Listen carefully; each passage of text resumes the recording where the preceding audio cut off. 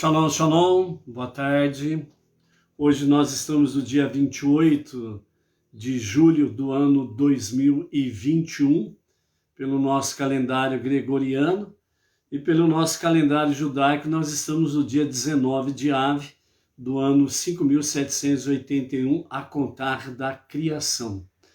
Louvamos a Hashem, que nós estamos no quarto dia da semana, o quarto dia do Shabat, e isso corresponde ao nosso quarto dia da nossa Aliá, a nossa quarta leitura da nossa paraxá semanal, que é Ekev, que literalmente significa calcanhar e também significa porquê.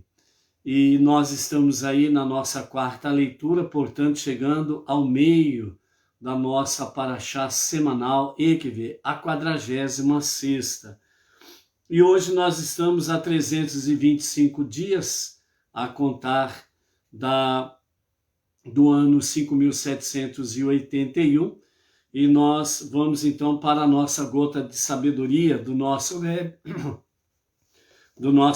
Menachem Mendel, o tzadik da nossa geração, o líder da nossa geração.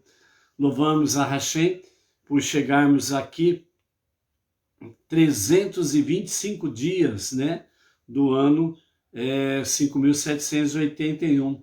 Louvamos a Hashem, e principalmente pelo feito, dos estudos da Torá, que nós estamos aí desde o dia 17 de outubro do ano 2020, e nós estamos no nosso quinto livro dos 5 livros da Torá, e nós estamos aí para encerrarmos esse ciclo dos estudos da Torá.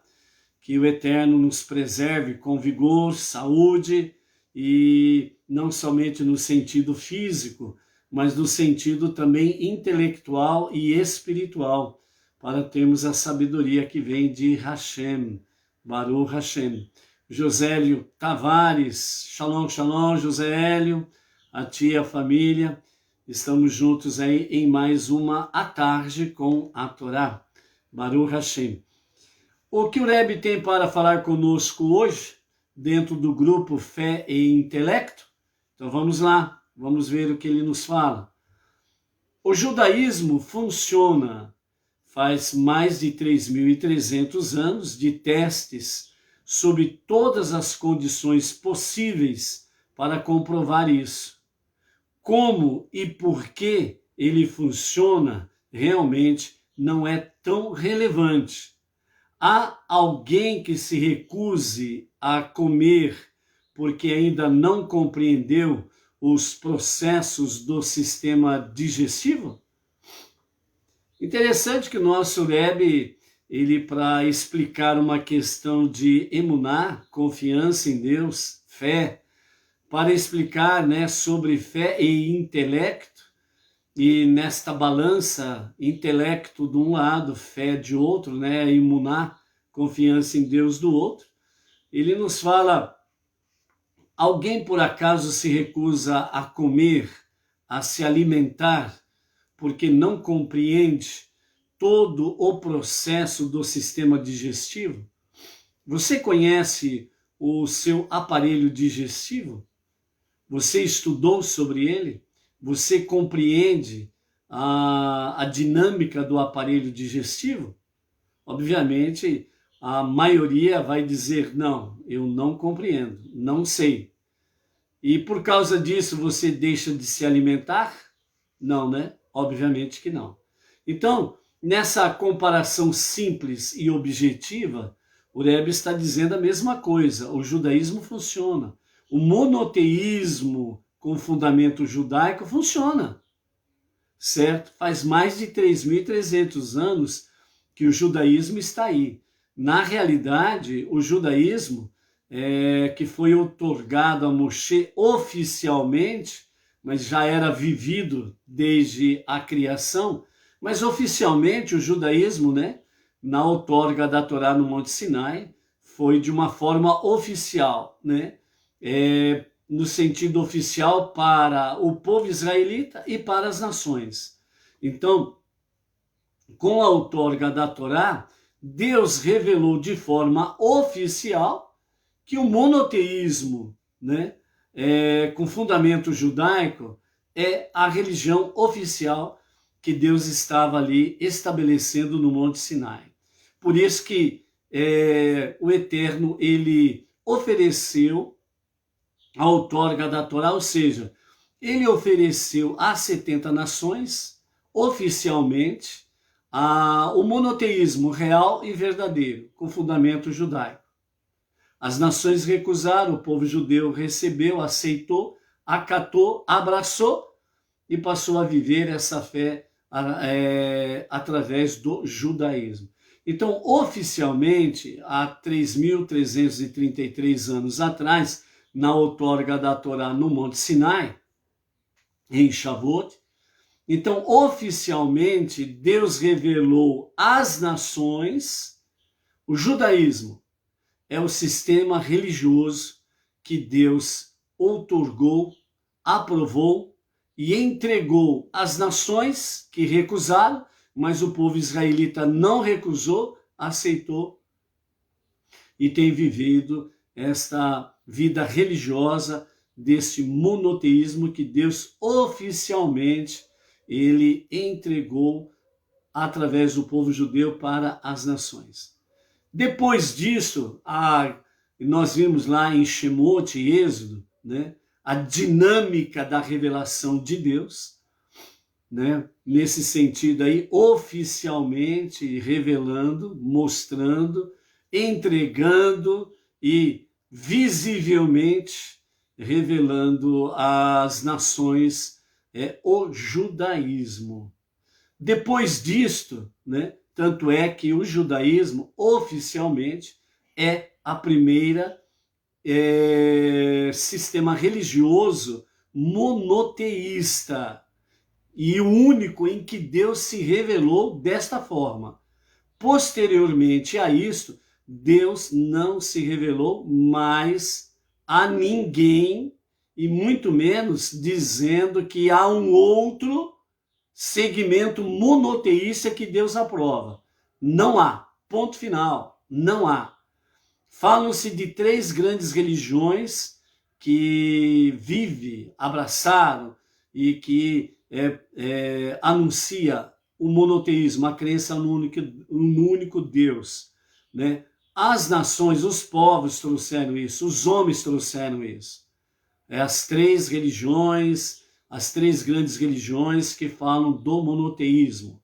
Na realidade, o único verdadeiro monoteísmo é este que é revelado por Deus no Monte Sinai, na outorga da Torá ao povo judeu. Ponto.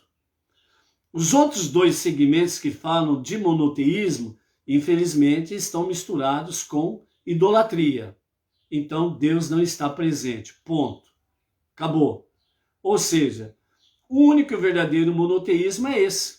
Por isso, há mais de 3.300 anos, Deus se revelou ao povo judeu, se revelou às nações, né? O sistema religioso que Deus realmente outorgou ao ser humano.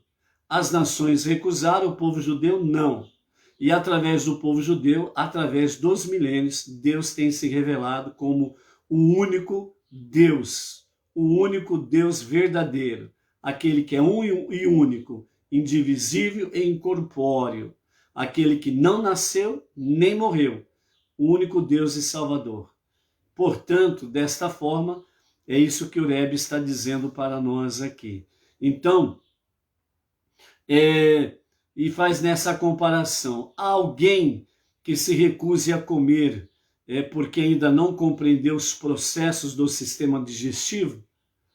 Então, a maioria das pessoas não conhecem, não compreende o sistema digestivo, mas não é por isso que deixa de se alimentar. Então, dentro desse aspecto, o que o Rebbe está dizendo é, mesmo que as pessoas não compreendam o judaísmo, mas este é o único e o verdadeiro monoteísmo. Pronto.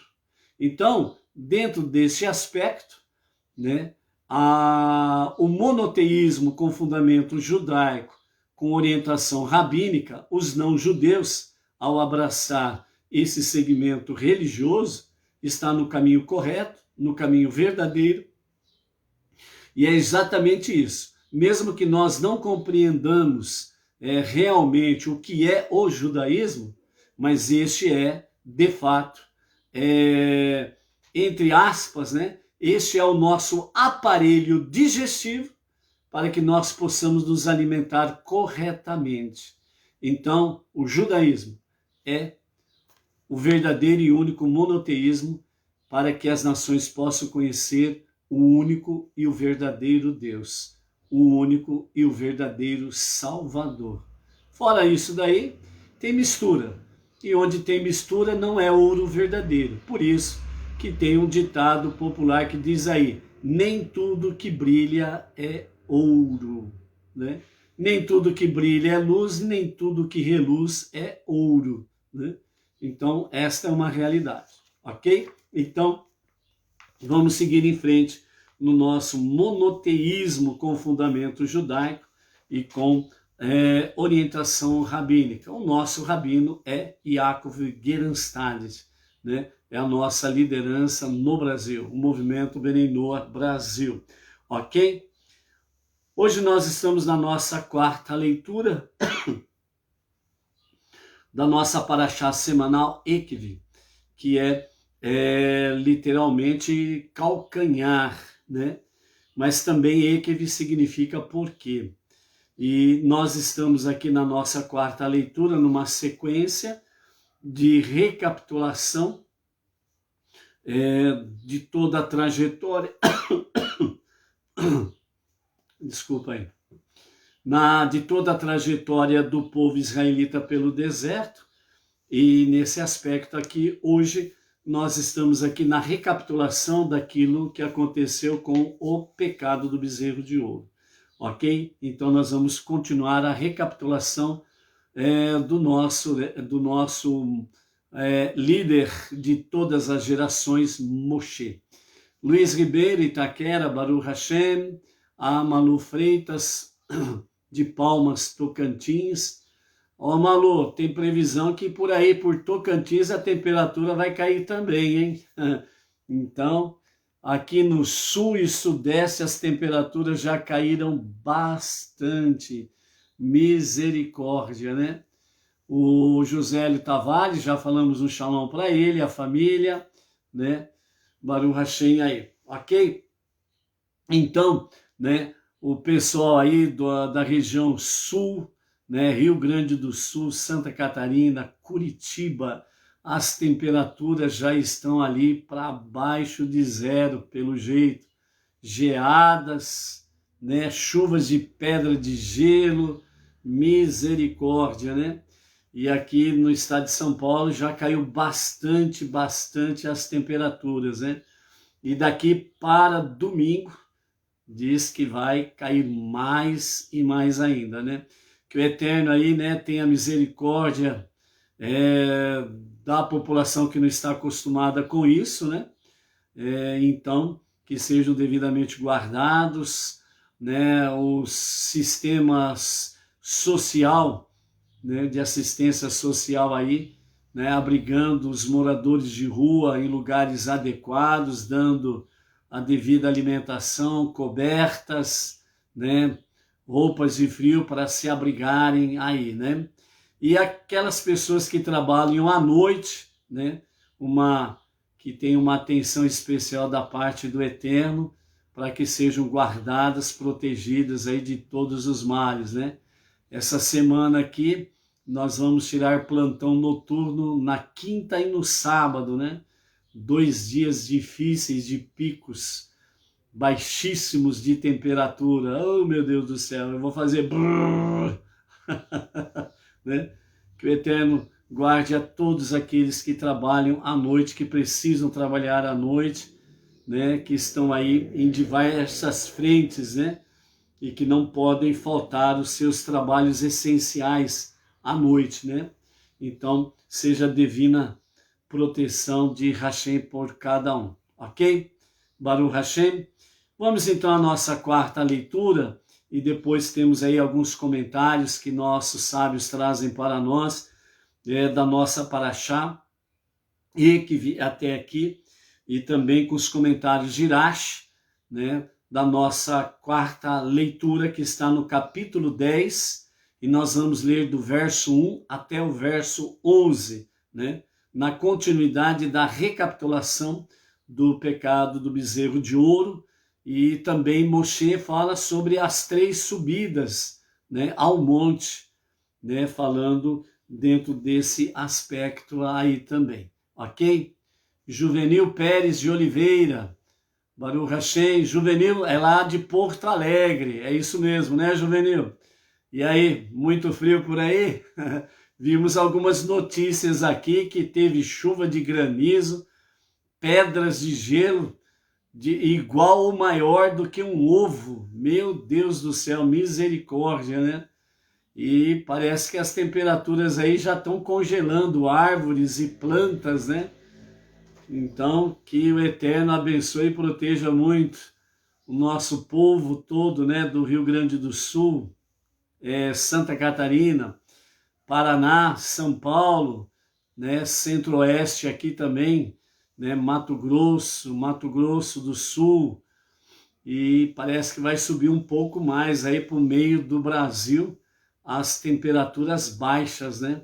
Então, misericórdia, né? Que o Eterno dê graça e proteção, como diz, né, a prece, né, para esses dias de pandemia do nosso Rabino Adim, de abençoada memória, que o Eterno, que mantém com fidelidade o pacto com a humanidade, proteja, né, o povo, porque o mundo está realmente enfrentando aí a fúria da natureza, né?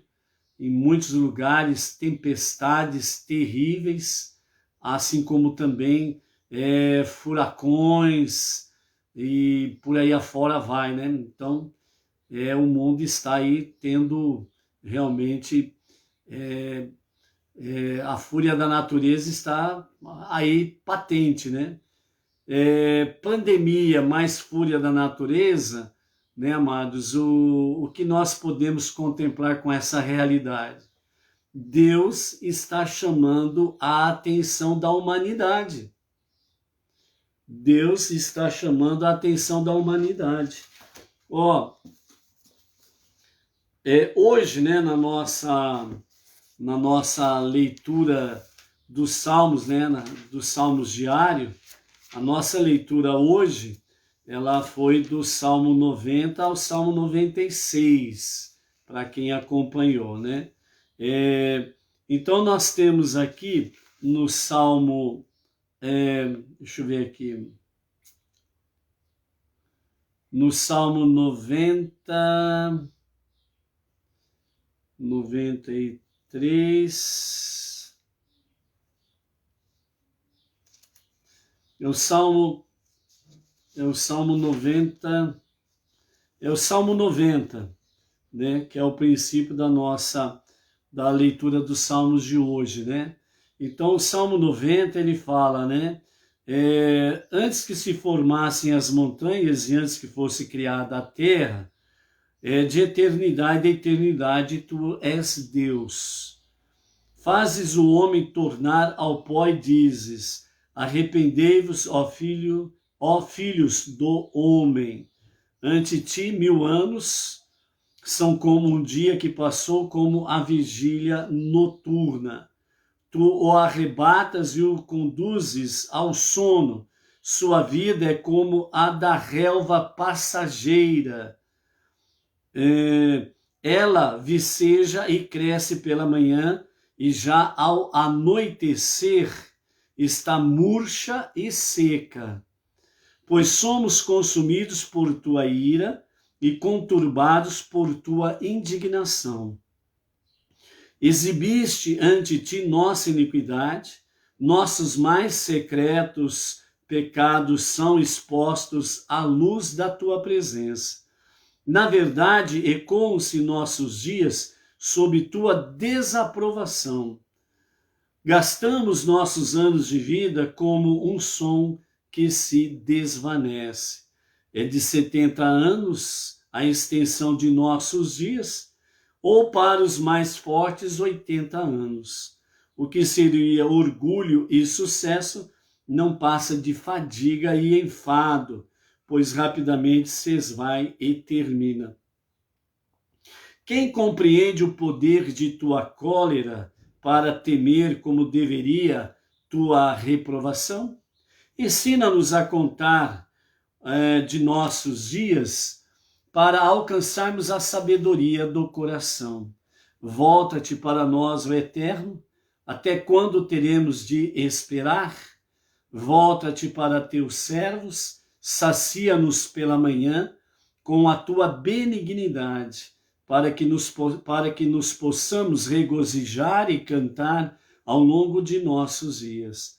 Alegra-nos na proporção dos dias em que nos afligiste, dos anos em que nos abateu a adversidade. Revela a teus servos tuas obras e cobre teus filhos de tua glória.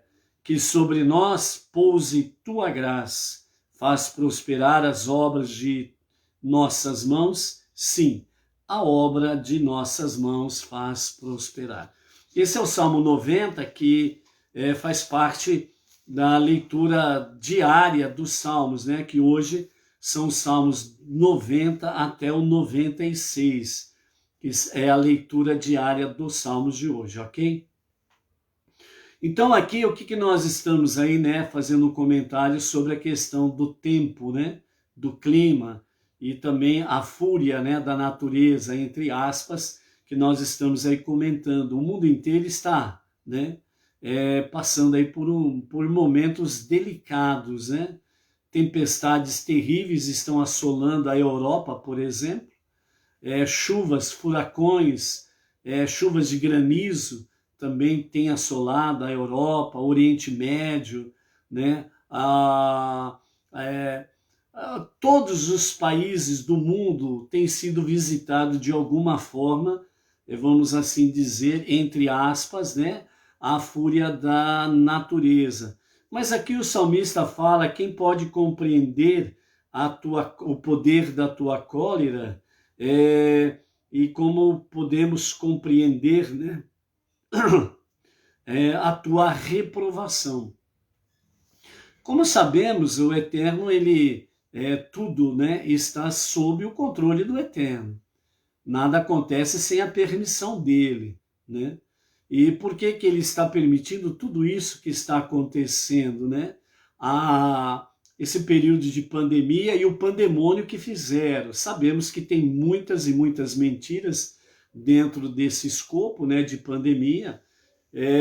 Muitas pessoas aí poderosos, né, magnatas, que estão por detrás aí, achando que vão viver eternamente e que vão poder saborear os seus bilhões e bilhões de dólares, que estão lucrando, né, com esse remedinho que dão no braço aí, né, sem ainda nenhuma comprovação científica de eficácia e segurança, pois o mundo virou um grande laboratório, porque o remedinho aí do braço, ele é experimental, não é definitivo, ou seja, o mundo virou uma grande cobaia, o ser humano virou uma grande cobaia, e aí, de acordo com os resultados que vão acontecendo, aí que eles vão aperfeiçoar o remédio para poder lá na frente trazer a famosa comprovação, né, de eficácia, a segurança, a comprovação científica.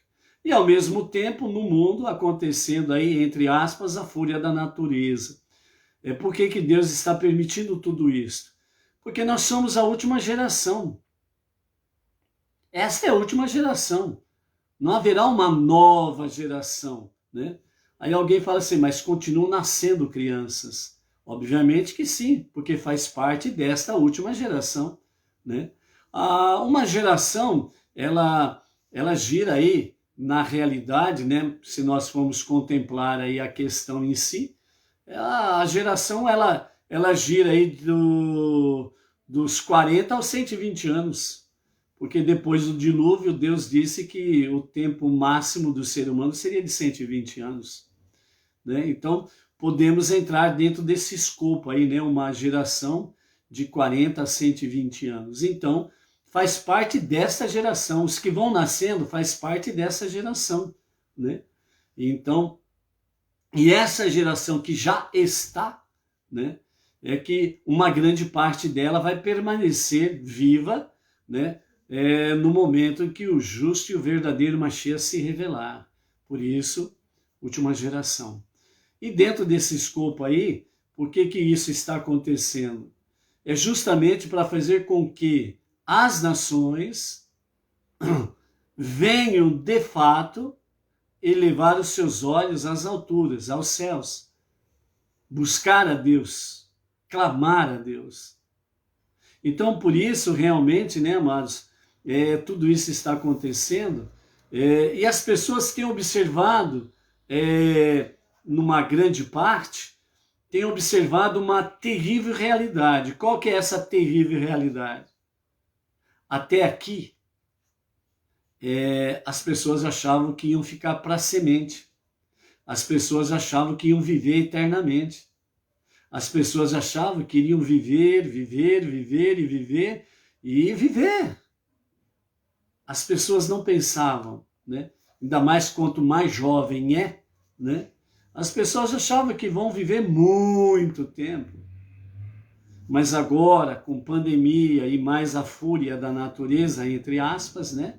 Tanto a pandemia como a fúria da natureza, entre aspas, as pessoas têm percebido a sua realidade. Como diz aqui o Salmo, né? A nossa vida, ela se esvai rapidamente. Pela manhã, nossa vida é como a flor. Pela manhã, ela está viçosa. À tarde, ela está murcha. Então, as pessoas estão observando que, de fato, na prática, na dura realidade, as pessoas estão percebendo que a sua vida é muito frágil. É muito frágil. Então, as pessoas estão vendo que onde está a minha salvação?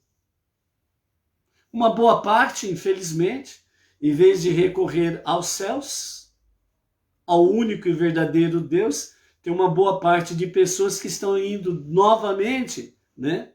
Estão indo atrás do bezerro de ouro, como se fosse a salvação. Tanto é que estão dizendo por aí, né? Que esse remédio aí é a única salvação. E isso é um bezerro de ouro. É um bezerro de ouro. Então as pessoas estão indo para um caminho errado. Estão correndo atrás do bezerro de ouro como única salvação. Enquanto que elas deveriam encarar a realidade de que isto poderá ou poderia ser mais um instrumento para ajudar a raça humana, mas salvação só em Deus.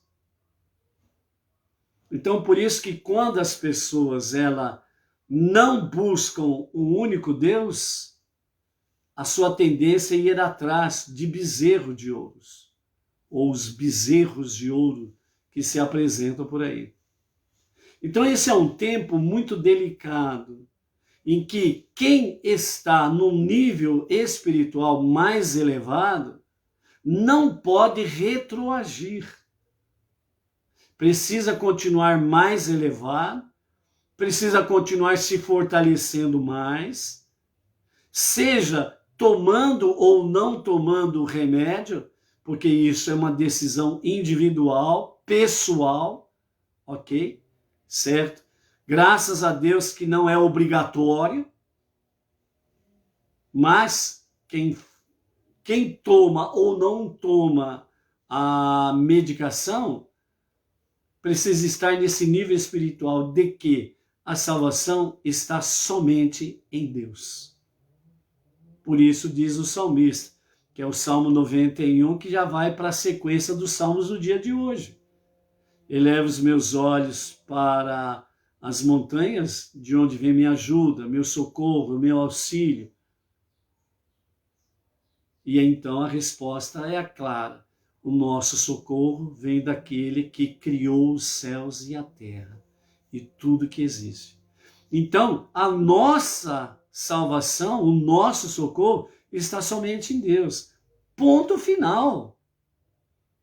É nisso que nós precisamos estar elevados e é nisso que nós precisamos levar as pessoas, porque as pessoas estão desesperadas. Infelizmente, se alimentam, né, de informações na rede de TV fúnebre e ficam ali dentro das redes que são militantes e acabam se alimentando de venenos. Passam mal, ficam mal e entram em desespero. Então as pessoas precisam se desconectar das redes fúnebres e precisam se conectar à rede da vida, que é o único Deus e Salvador. E nós que estamos conectados ao nosso Deus, além de vivermos essa realidade, nós precisamos levar à frente, avante, essa realidade, para que as pessoas parem de olhar para os bezerros de ouro que estão por aí e eleve os seus olhos acima das montanhas, porque a nossa vida, ela é como a flor do campo. Amanhece viçosa e à tarde ela está murcha. Ou seja, a nossa vida passa rápida. E nós não temos tempo a ficar perdendo com bezerros de ouro. Então, por isso, né, amados, dentro dessa questão em que Moshe está recapitulando o bezerro de ouro, o aprendizado para nós não judeus que vivemos uma fé monoteísta com fundamento judaico e temos a liderança, né, rabínica, né? Então, por isso é importante nós estarmos aí realmente procurando viver essa conexão cada vez mais, ok? Hoje à noite, a partir das 20 horas e 30 minutos, pelo YouTube, e se eu não me engano, acho que pelo Instagram também, o nosso Rav Yaakov Gerenstad, ele estará dando uma aula muito especial nesta noite. Então não percam hoje, às 20 horas e 30 minutos, né, a live de estudos do nosso Rav Yaakov Gerenstad. Vai ser pelo YouTube, é 100% certeza. Então você entra no YouTube e você procura ali o canal do nosso Rav Yaakov Gerenstad. E aí você digita lá, né, Rav Yaakov Gerenstad, e se você não é inscrito, se inscreva e não perca a aula de hoje à noite. Vai ser muito importante a aula hoje à noite, certo? Então, para fortalecer essa nossa jornada monoteísta, ok? Baruch Hashem. Vamos em frente? Carla de Costa, Barra Velha, Santa Catarina. E aí, Carla, como que tá de frio? Tudo certinho? Muito frio, né? A Leocádia Pereira. E aí, perto de Curitiba, Leocádia, como que está o frio aí? Né? Então, conta pro pessoal aí como que está o frio aí.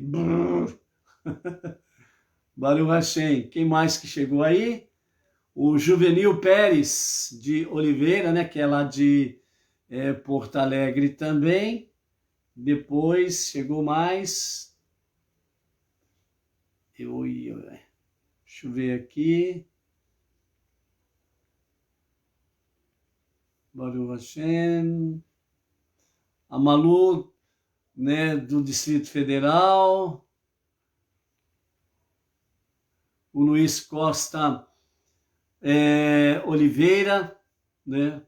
Luiz Costa Oliveira.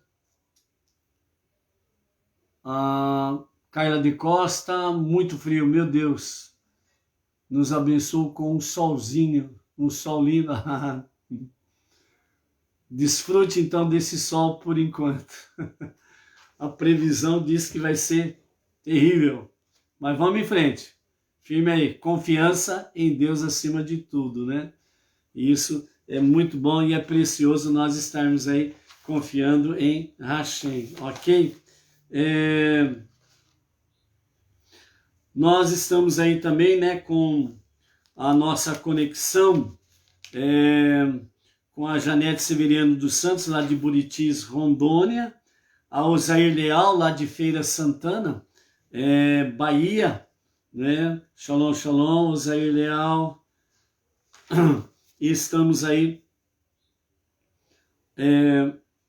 a Elizabeth Lobo, lá de Portugal, também, o André Rosa, aqui de Pirajuí, o Elias Fernandes, a Janair da Conceição Tavares, Baruch Hashem, o Edson Batista e Gisele de Paranavaí, Paraná, né? Baruch Hashem, o José Ademir Cláudio de Oliveira, lá de Santa Terezinha de Itaipu. Graças a Hashem por isso daí, ok? Vamos em frente, amados, que temos aí realmente coisas boas para aprendermos na nossa Torá aí, ok? Baruch Hashem. A nossa quarta leitura está no capítulo 10 de Devarim, versículo 1 a 11, com os comentários de Rashi, recapitulação bezerro de ouro. Vamos lá. Como eu disse também, Deus aceitou meu argumento e não vos extinguiu. Naquele tempo, após meu segundo período de 40 dias no monte, Deus disse-me: corta para ti 2 tábuas de pedra, como as primeiras que quebraste, e sobe a mim ao monte pela 3ª vez. Também faz para ti uma arca de madeira, né? Estas tábuas que Moshe fez eram tábuas de safira. Deus fez com que realmente onde Moshe ele armou a sua tenda separada do acampamento, né? Porque ele precisava estar 24 horas por dia à disposição de Hashem. Deus fez com que debaixo da sua tenda houvesse ali uma jazida de safira. Então ele pegou e ele fez então, né, talhou, né, as 2 tábuas de safira para poder subir a 3ª vez no monte. E antes de subir ao monte, né, Deus falou para ele fazer uma arca de madeira. Escreverei sobre as tábuas novas as mesmas palavras que estavam sobre as primeiras tábuas que quebraste, e colocarás as tábuas novas na arca de madeira. Embora Deus me tivesse ordenado que primeiro cortasse as tábuas e somente então fizesse uma arca para abrigá-las. Fiz uma arca de madeira de acácia primeiro, a fim de ter algo que abrigasse as tábuas. Depois cortei 2 tábuas de pedra, como as primeiras, subi ao monte com as 2 tábuas em minha mão.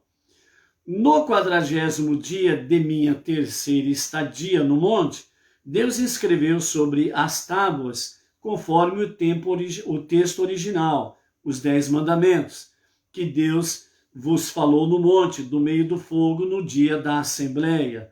Deus então as deu a mim. Virei-me, desci do monte e coloquei as tábuas na arca que eu tinha feito, e ali permaneceram, como Deus me ordenara, até a feitura da arca de ouro e a inauguração do tabernáculo, né? Nós temos aqui uma arca de madeira e posteriormente seria feita uma arca de ouro, né? De madeira com revestimento de ouro. Deus considera a morte dos justos tão lastimável quanto a quebra das tábuas da aliança. Portanto, convém mencionar agora mais um episódio em que enfurecestes Deus, dessa vez ocasionado pela morte de Arão.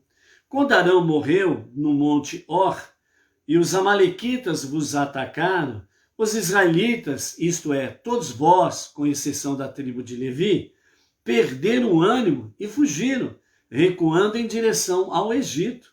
Viajaram dos poços de Benei e Acan para Moserá, isto é, Moserot. Os levitas vos alcançaram e travaram batalhas contra vós, até que cessaste o recuo. Logo que a paz e a ordem foram restabelecidas, pranteastes por Arão, como se ele ali tivesse morrido, sido sepultado, e seu filho Eleazar houvesse sido empossado para servir como sumo sacerdote em seu lugar. Dali, né, nesse ponto aqui, né, longe de onde Arão tinha morrido, né, o povo fugiu, acovardado, em direção ao Egito, até que a tribo de Levi conseguiu alcançá-los, e aí uma batalha entre eles, né, não uma batalha de morte e vida, espadas, etc., mas uma batalha de convencimento, né? A tribo de Levi teve que batalhar muito espiritualmente para poder realmente apaziguar a aflição, o desespero que as 12 tribos estavam, porque Arão morreu, os amalequitas os atacaram e eles acharam, agora que vamos morrer todos de fato. E eles com medo fugiram em direção ao Egito, querendo retornar ao Egito. E a tribo de Levi, ao alcançá-los, então travou uma batalha, né? Uma batalha de emuná, de confiança em Deus, uma batalha de fé e intelecto, né? Então, até que a tribo de Levi conseguisse, de fato, né, fazer com que houvesse o convencimento de que Deus não mudou os seus planos, e aí então as 12 tribos se acalmaram, os ânimos ficaram mais tranquilos, então eles puderam realmente colocar o intelecto em ordem. E aí então, aí eles começaram a chorar, porque não tinham chorado naquele momento que Arão tinha falecido, porque os amalequitas já vieram para o ataque. Então ali naquele mesmo lugar eles começaram a prantear, né, Arão, como se Arão tivesse falecido naquele lugar e sepultado naquele lugar, e como se Eleazar tivesse sido, né, empossado ali naquele lugar, né. Aí depois retornaram, né, começaram as coisas andarem no seu devido lugar, não resta dúvidas, ok? Continuando, verso 7, dali recomeçastes a jornada rumo à terra prometida, viajastes novamente a Hagidgod, isto é, Hor Hagidgad, e de Hagidgod tornastes a ir a Iotivatá, que era uma terra com riachos de água.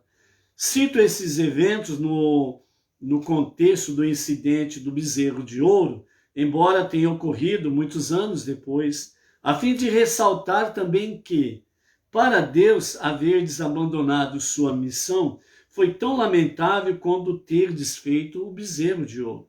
Ou seja, o povo de ter abandonado a sua missão, né, foi tão lastimável para Deus como também quando eles confeccionaram o bezerro de ouro, né? Então, o abandonar a missão é algo que Deus lastima, realmente traz uma tristeza muito grande para Deus. Por isso que os nossos sábios e o nosso Rav Yaakov Gerenstad, né, no Guia Benei Noach, quando ele nos fala sobre se o Benei Noach precisa fazer a conversão ao judaísmo, e ali cita, né, a questão dos sábios, etc. e tal, e fala que nós não podemos fugir à nossa missão, que nós precisamos estar dentro da configuração que Deus nos colocou. Se nós estamos aqui como não judeus, né, até a revelação do justo e verdadeiro Mashiach, então a configuração que Deus nos colocou aqui é esta. Então, a nossa missão, mais do que nunca agora, como Benei Noach, né, onde de fato abraçamos o monoteísmo com fundamento judaico e com liderança rabínica do nosso Rav Yaakov. Então, esta é a configuração que Deus nos colocou. Então, não vamos fugir a ela. Porque se nós fugirmos da nossa missão, né, então, não, eu vou fazer a minha conversão ao judaísmo, sendo que não é obrigatório isto, de fato não é obrigatório. Nós temos que seguir a nossa configuração. E nesse sentido aí, né, alguém diz, não, eu vou fazer minha conversão, pronto e acabou. Beleza, a sua decisão é sua. Se você não concorda com a configuração que Deus lhe deu, então procure um rabino que dê realmente os estudos e a devida preparação para a conversão e faça a conversão com o rabino que é dedicado a essa especialidade. E seja feliz. Mas para nós que estamos e permaneçamos a nossa missão como Benei Noach, então saibamos dessa realidade. Se nós abandonarmos a nossa missão que Ele confiou a cada um de nós, nós vamos trazer para Ele uma grande lástima, semelhante ao pecado do bezerro de ouro. Então por aí você vê como que é de fato muito sério nós abandonarmos a nossa missão. E a nossa missão suprema, ela é semelhante ao do nosso irmão judeu, o nosso irmão mais velho, o filho primogênito de Deus. É preparar o mundo para ser o lar de Deus. Então, dentro dessa realidade, nós, entre as nações, precisamos preparar as nações para ser o lar de Deus. Porque a profecia de Isaías vai se cumprir. Que é exatamente o quê? Toda a terra se encherá do conhecimento de Deus, assim como as águas cobrem o mar. Então todas as nações receberão a palavra da Torá através de Mashiach. E nós precisamos, entre as nações, estarmos dentro dessa configuração que Deus nos colocou e estarmos entre as nações, para os não-judeus, estarmos aí nos dedicando a levar avante a unidade e a unicidade de Hashem, a Torá e as 7 leis universais.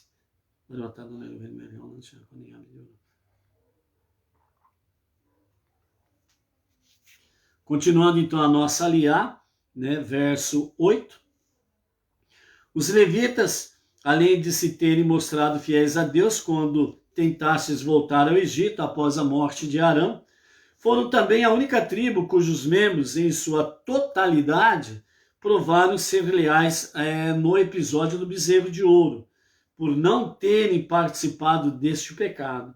Deus separou a tribo de Levi, naquele tempo, do resto do povo, incumbindo-a de carregar a arca da aliança de Deus e todos os outros componentes do tabernáculo em nossas viagens. Ficar diante de Deus para servi-lo nas funções sacerdotais e abençoar o povo em seu nome, como fazem até hoje. Portanto, a tribo de Levi não tem parte nos espólios de guerra, nem herança de terra com seus irmãos, pois se ocupa de outro trabalho e não tem tempo para dedicar-se à guerra, nem à atividade agrícola. A porção que os leigos separarão de sua produção e darão a Deus é sua herança, como Deus, teu Deus, te falou. Fiquei no monte da terceira vez, como nos primeiros dias, isto é, bem acolhido por Deus, 40 dias e 40 noites, e Deus me ouviu também dessa vez. Deus não quis destruir-te.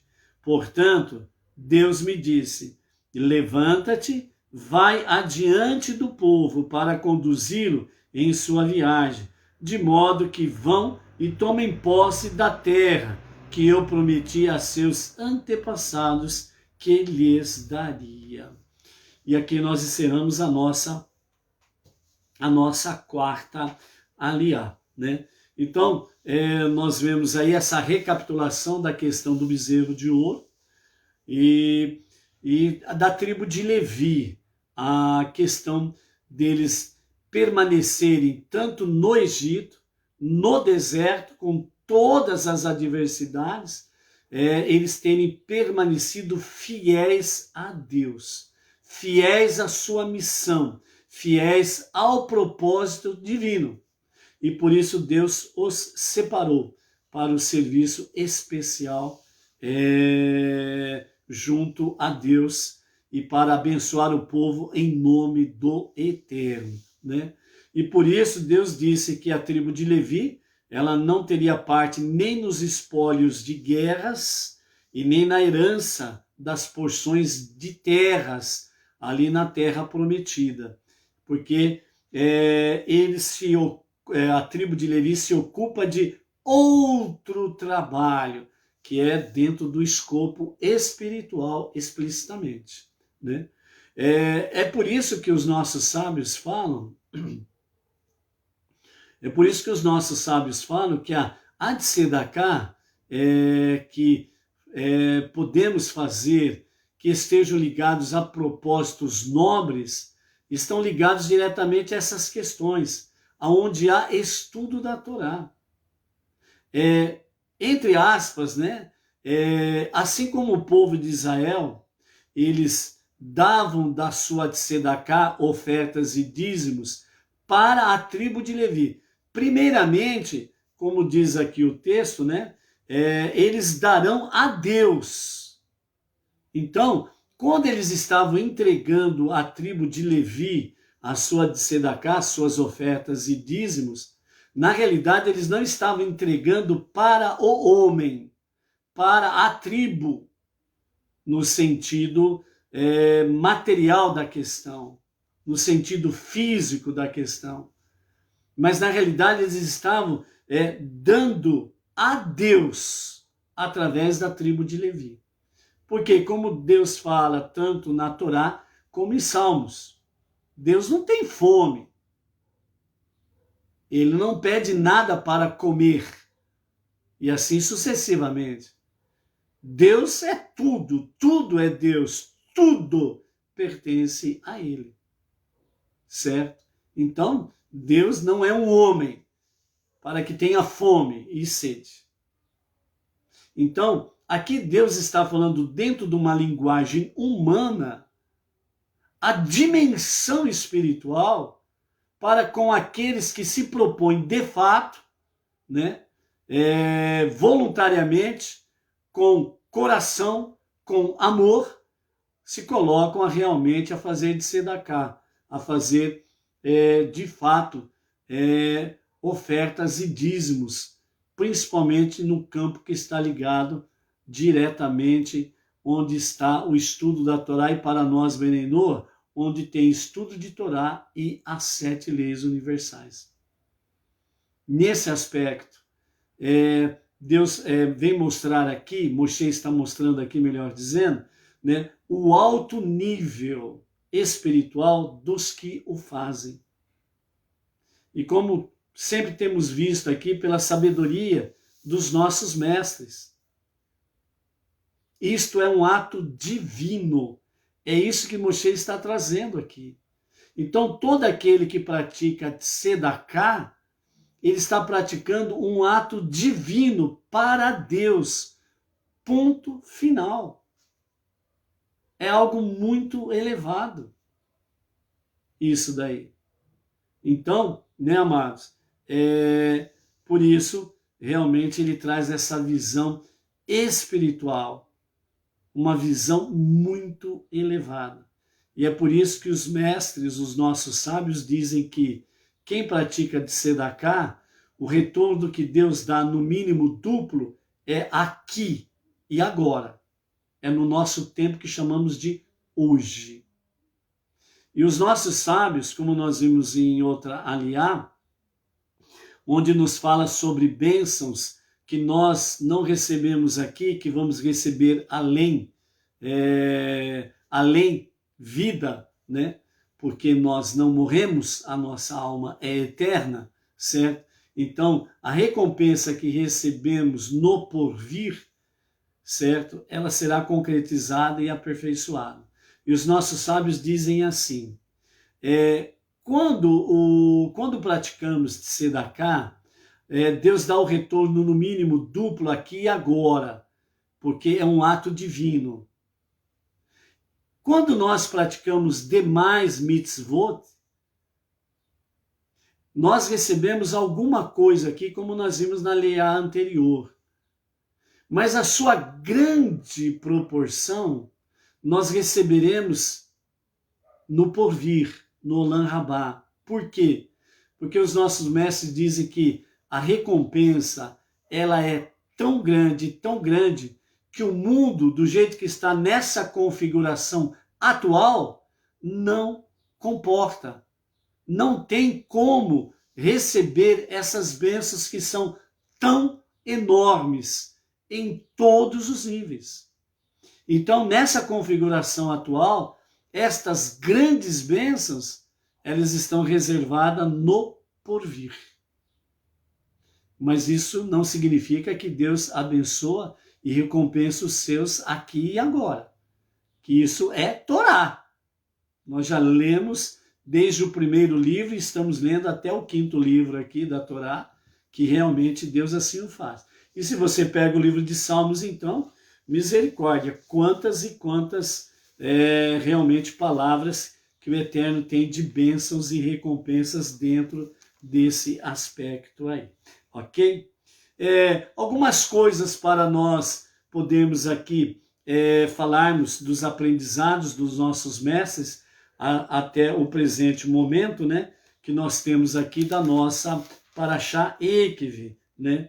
Então, nós temos aqui diante de nós aquilo que os sábios trazem para nós, que verdadeiramente todo mandamento que o Eterno ordena hoje, né?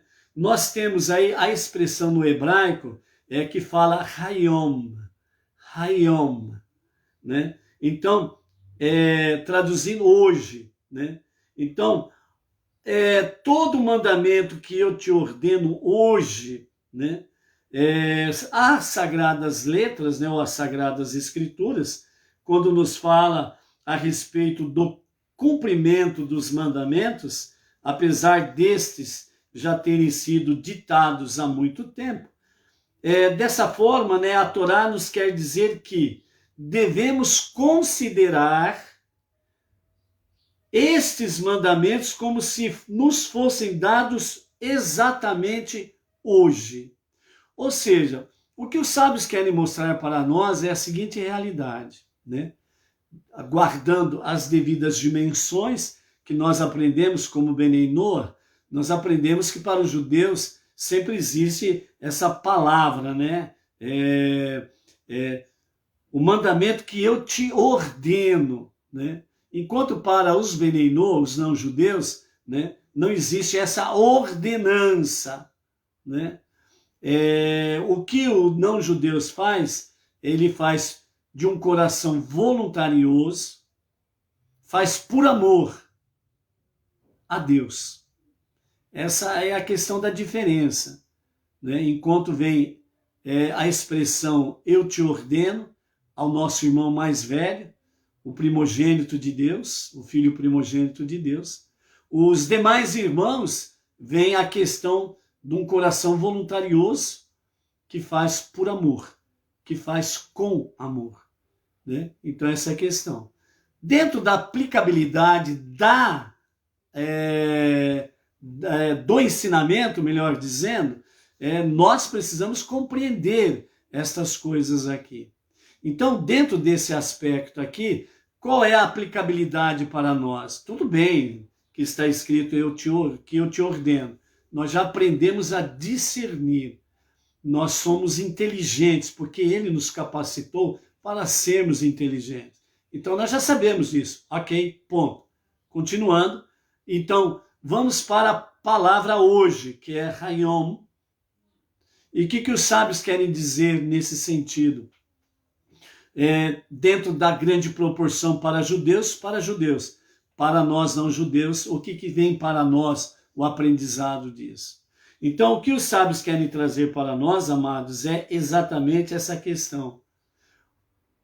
Os mandamentos de Deus, as 7 leis universais que nós temos aprendido através da Torá com as 7 leis universais, nós precisamos aceitar esta realidade como Hayom. Hayom. Hoje, agora, Ele está te concedendo, Ele está nos concedendo esses mandamentos universais para podermos vivê-lo. Não é algo passado lá, no sentido que ficou há 3.333 anos com a outorga da Torá lá no Monte Sinai. Ou há 5.781 anos desde a criação do mundo. Então, nessa questão, a didática que os sábios trazem para nós é que hoje, Hayom, hoje, é isto, agora, que Deus está contando. Não passado. Passado passou. Não amanhã, que ainda não chegou. Hayom, hoje, agora. Então, isso significa que as mitzvot de Hashem, elas estão sempre vivas e sempre presentes. Elas não ficaram no passado e elas não estão lá na frente. Elas estão aqui e agora. Hayom, hoje. Então esse é o grande ensinamento que os sábios trazem para nós. Então, as mitzvot não devem ser consideradas, coisas do passado e nem algo que está por vir, mas é Hayom, hoje, presente, uma realidade que está diante de nós. Então, de certo modo, nos encontramos hoje diante de um fenômeno digno de ser analisado. Existe um verdadeiro retorno ao judaísmo, mas um retorno que só das... Voltou o sinal. Voltou. Baruch Hashem. Ok, por aí? Voltou o sinal para vocês aí?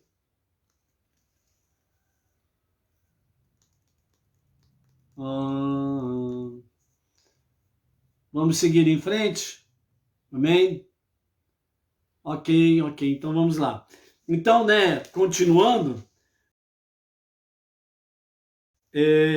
Então, existe um verdadeiro retorno ao judaísmo nos dias atuais? Sim, existe. Mas esse retorno ao judaísmo nos dias atuais, ele está com uma cara do passado e com uma cara de romantismo e nostalgia. E segundo a Torá, as mitzvot não têm um sentido nostálgico, mas eminentemente prático, certo? Então, o que nós estamos vendo de fato? Essa nostalgia, esse romantismo de retorno ao judaísmo para os não-judeus, Para os judeus é outra dimensão e os rabinos estão aí para conversar com os não-judeus, com os judeus, judaísmo para os judeus propriamente dito. Mas para nós não-judeus, Benei Noah, esta é uma realidade que está acontecendo e para com muitas pessoas, Tem abraçado a fé monoteísta com fundamento judaico, com uma orientação rabínica. Mas alguns estão trazendo isso dentro de um aspecto de romantismo, nostalgia.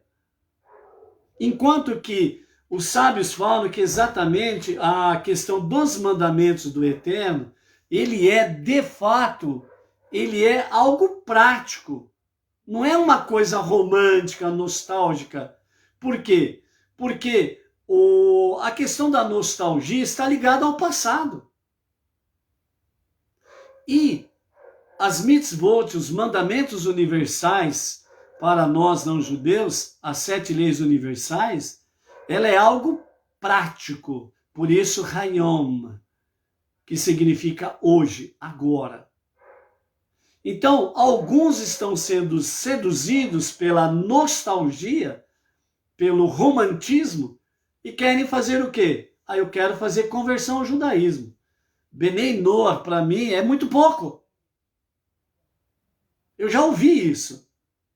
Eu já ouvi de Benei Noah isso. Benei Noah é muito pouco. Eu vou fazer minha conversão ao judaísmo. Por quê? Por causa dessa questão de nostalgia. E a pergunta é simples, que a gente sempre faz para os tais. Você já vive as 7 leis universais? Não? Ah, você não vive as 7 leis universais?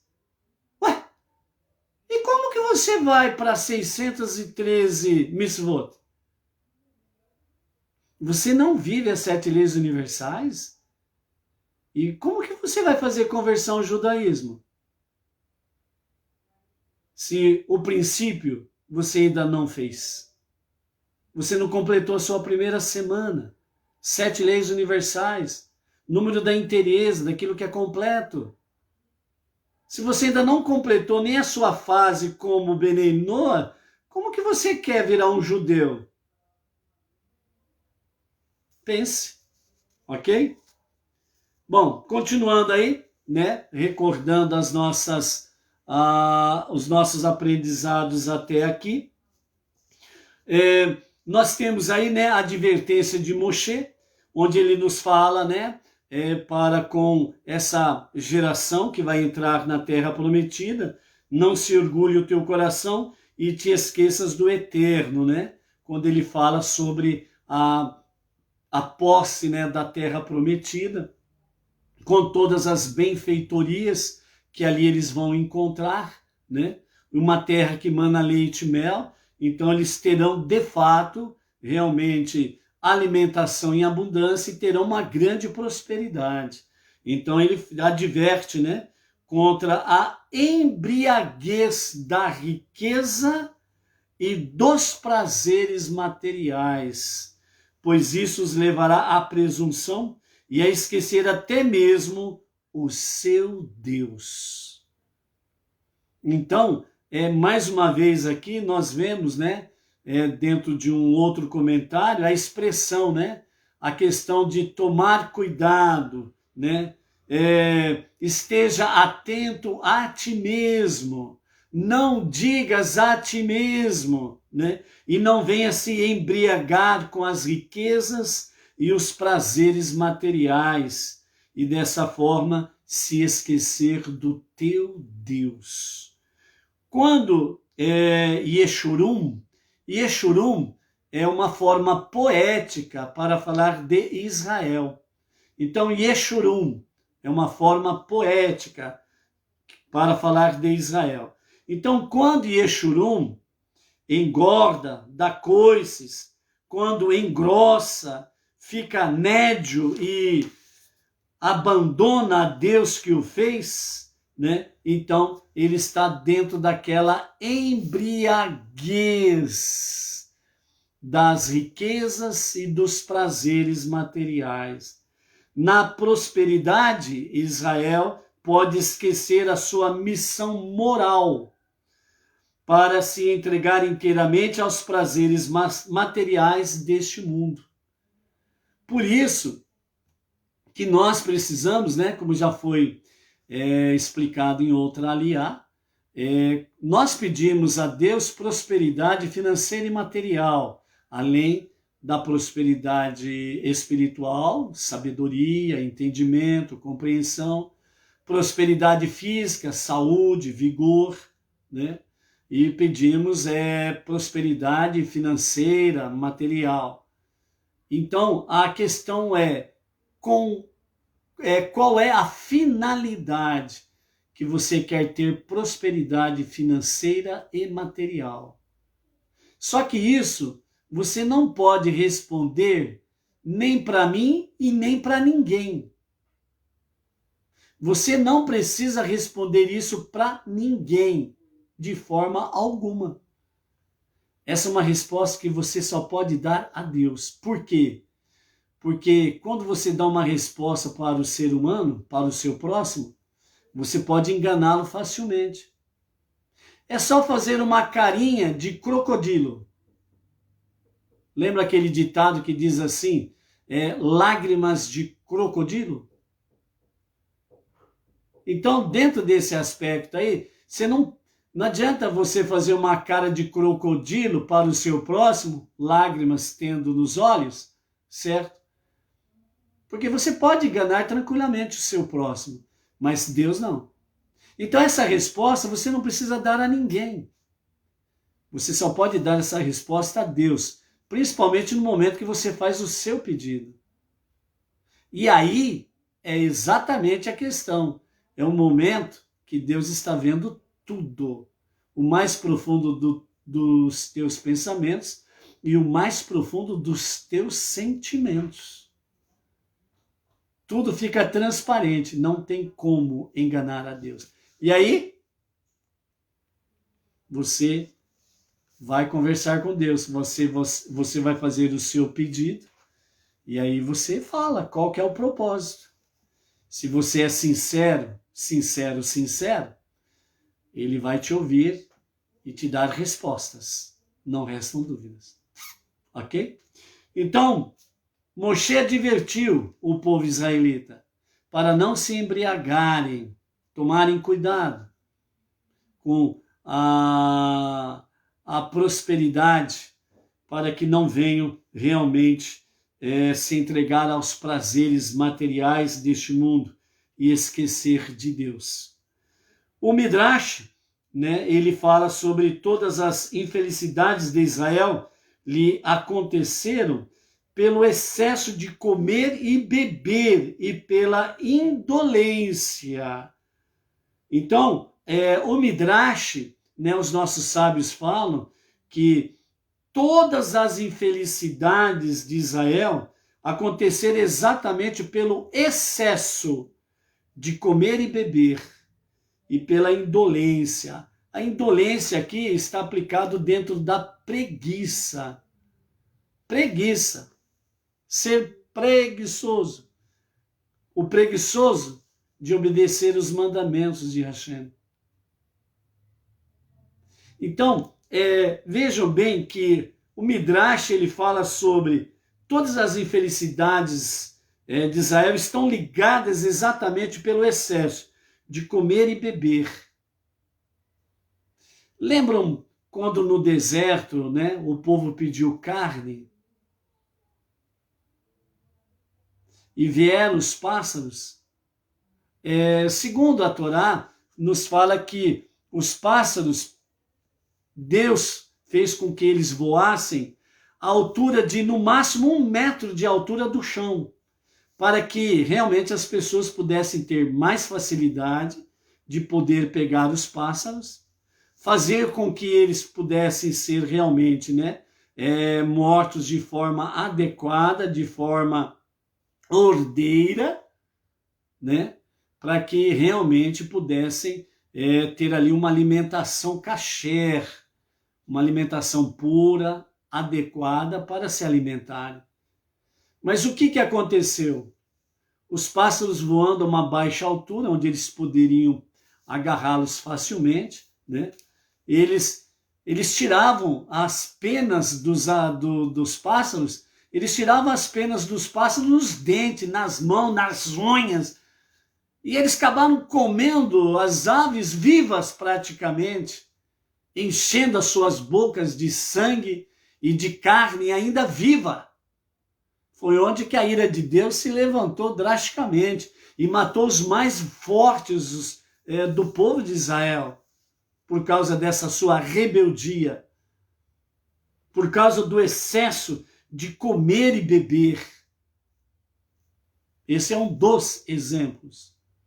Então, aplicando isso, trazendo para nós, Benei Noah, qual é o aprendizado que nós temos? E nós precisamos tirar aprendizado dos erros dos nossos irmãos mais velhos, do nosso irmão mais velho, melhor dizendo, certo? Para que nós aprendamos os erros e possamos realmente sermos prudentes para não cairmos naquilo lá. Vamos dizer, dá um exemplo simples, Tem pessoas que falam assim, eu comi, parece que eu comi um boi inteiro. Quando alguém diz assim, parece que eu comi um boi inteiro, significa que ele comeu demais, em excesso. Então isso significa que ele se entregou aos prazeres do presente. E ele se esqueceu de Deus. Como o nosso irmão mais velho, assim quando comeram das aves lá no deserto e agiram de forma rebelde e como verdadeiros glutões e esqueceram de Deus que estava lhes dando as aves para se alimentarem de forma correta. Então, por isso que nós fazemos as bênçãos antes dos alimentos, antes de ingerirmos alimentos, para que nós não esqueçamos quem é que está nos dando alimento. Não foi o teu salário, não foi o teu poder aquisitivo que te deu alimentação. Foi Deus que te deu alimentação. Deus é tudo. Tudo é Deus. Então, quando a pessoa ela cai na questão da glutonaria, ele esquece de Deus. E normalmente nem pensa em fazer algum tipo de oração, de alguma bênção. Então, é aquela mesma coisa. Vamos dar aí um outro exemplo dentro do sentido de o pessoal que gosta de lanche, né? O pessoal que gosta de lanche aí, né? O judeu não come, mas para os Beneinô tem alguns que comem, né? Não é obrigado a não comer, não é obrigado a comer. Vai dar livre decisão de cada um, obviamente, ok? Mas vamos lá, dando um exemplo aí para vocês entenderem a respeito deste aspecto, né? Que as infelicidades do nosso irmão mais velho aconteceram pelo excesso de comer e beber e pela indolência, pela preguiça, né? Então, dentro desse aspecto, comer e beber, então aquelas pessoas que gostam de lanche normalmente, né? Tem uns que falam assim, eu vou pedir um X tudo. Não precisa nem falar por que tudo, né? X tudo. Ah, eu vou pedir um X tudo. Um lanchinho aí não serve para mim, tem que ser X tudo. Né? Aí depois ele acaba, né, comendo X tudo e termina primeiro do que aquele que pediu um lanche simples. Ele come como uma verdadeira fera. E vai, né? E detona, destrói o seu X tudo. E depois ele fica olhando para o outro que pediu um lanche simples, comum, e fala para ele, se por acaso sobrar um pedaço aí, você passa para mim aí que eu vou triturar também. A infelicidade, ela também está ligada no excesso de comer e beber. E isso é perigoso, porque é uma das formas de esquecer de Deus. A preguiça, então, nem se fala, né, amados? Não, hoje eu não vou fazer minhas preces diárias porque, tô com preguiça. Não vou fazer as preces da noite porque eu tô com preguiça, eu preciso dormir. Então, preguiça em todos os níveis, para todas as coisas, né? E a preguiça faz acontecer estas infelicidades, né? Essas infelicidades. Então, o povo que atribui à prosperidade a sua própria força, Moisés adverte sobre as catástrofes que lhe ocorrerão, desde o momento em que, embriagados pela fortuna, deixar de ouvir a voz do Eterno e irá adorar a matéria. Então, né, a partir do momento que as pessoas ficam embriagados pela fortuna, se esquecem de Deus, valorizam-se no sentido de que realmente pela minha própria força eu conquistei isso. Pelos meus próprios méritos eu conquistei isso. Pelo meu poder aquisitivo eu conquistei isso. Fui mão de vaca, não fiz de sedacá, não ajudei ninguém, não fiz oferta, não dei dízimo, né? E pronto, acabou. Eu fiz a minha poupança e beleza, agora eu compro isso, eu compro aquilo, né? Eu compro propriedades, imóveis, eu construo aqui, construo ali. Então, graças à minha força, eu tenho os meus bens. Embriagou-se com o materialismo e passou então a adorar a matéria. Gente, tem muita gente que diz que crê em Deus.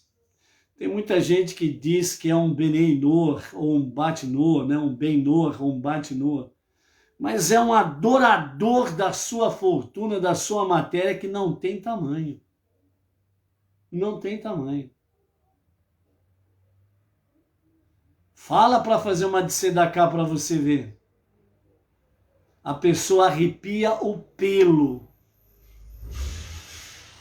Às vezes acaba perdendo até a amizade. Porque o seu Deus é a sua riqueza, a sua fortuna, o seu materialismo.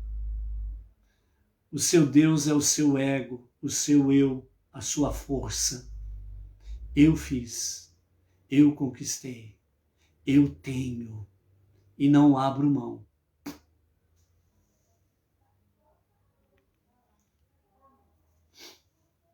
Também Moshe adverte e diz, né? E se te esqueceres do eterno, ou seja, o fato de esquecer a Deus significa que, de fato, adorará outras coisas. Então, Moshe está advertindo o povo aqui, dentro desses aspectos, para que, de fato, não venha se esquecer de Deus. Por quê? A pessoa pode até dizer, não, eu creio que há um só Deus, ponto. Oh, beleza! Mas os seus atos não condiz com o que ele falou. Não condiz. Simplesmente isso. Então, é por isso que nós vimos aqui, os nossos sábios dizem, a nossa fé monoteísta com fundamento judaico, ela não é um romantismo, ela não é uma nostalgia, ela é algo prático, é ação, atitude. A sua atitude é que fala por você. Essa é a razão, essa é a realidade.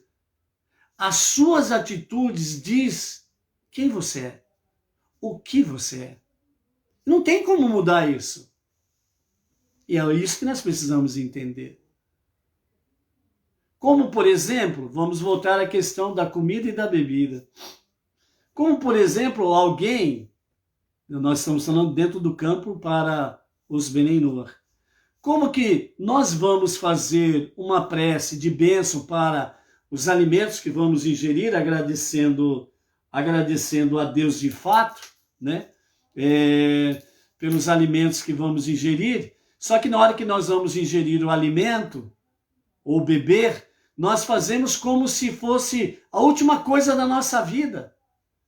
Nós comemos desesperadamente e bebemos como se fossem loucos, como se nunca mais fosse comer ou beber.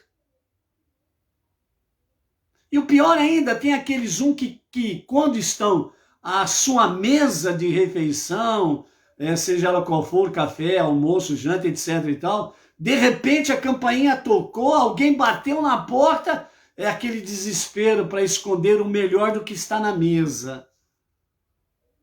Esconde lá no forno do fogão, fica só com o trivial ali sobre a mesa, né? A sobremesa que está lá na geladeira lá, já vai lá, esconde aquela sobremesa, coloca alguma coisa por cima ou coloca lá embaixo da geladeira. A gente já contemplou essas realidades, amados. Por isso que nós falamos também sobre essa questão. É difícil você chegar numa casa e você perceber um negócio desse. É difícil, mas já aconteceu. Então, amados, não adianta falar que eu creio em Deus, não adianta a pessoa falar, não, eu acredito que há um só Deus. Não adianta a pessoa falar que acredita que há um só Deus e que vai para o Olam Rabá. Se as suas atitudes estão mostrando que, na realidade, você não adora o único e verdadeiro Deus, que você, na realidade, adora o seu eu, o seu materialismo, a sua fortuna, os seus bens, e Deus está lá em 10º, 20º, 100º lugar na tua vida. Simplesmente isso. Misericórdia. Então, amados, por isso que o Rebbe, ele fala assim, gente, a melhor eficácia da Torá, no estudo da Torá, é quando você a estuda e traz para o seu Hayom, para o seu hoje. Isso é precioso, ok? Bom, vamos lá. Então, dentro desse aspecto aí, amados, né, o que Moshe ele vem advertir é que, na realidade, não existe só idolatria de ídolos de prata, bronze, ouro, pedra, pau, gesso, cera e companhia limitada. Existe idolatria ainda pior, que é aquela idolatria do eu, da sua fortuna, do seu materialismo. Você não tem nenhum ídolo, né? Esse tipo de pessoa, melhor dizendo, esse tipo de pessoa não tem nenhum ídolo dentro da casa dela, porque não há espaço para os outros ídolos dentro da casa dela, porque o maior ídolo dela está dentro da casa dela e só tem espaço para esse ídolo que ele tem dentro da casa dela, que é o seu ego, o seu eu, o seu materialismo, a sua própria fortuna e aquela famosa expressão que normalmente todo aquele que é fantasiado de santo gosta de fazer. Eu não mato, eu não roubo ninguém, eu não pulei cerca, eu não fiz isso, eu não fiz aquilo para o próximo. Eu estou numa boa com Deus. Então, sem sombra de dúvidas, tá tudo legal comigo. Coitadinho. Coitadinho. Está muito pior do que imagina. Muito pior. Então, por isso, amados, realmente o que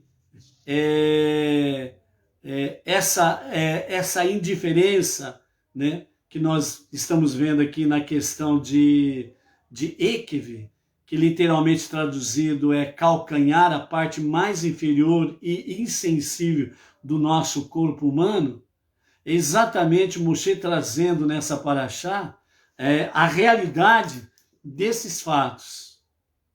Nós não podemos descer aos mais baixos níveis espirituais da nossa vida.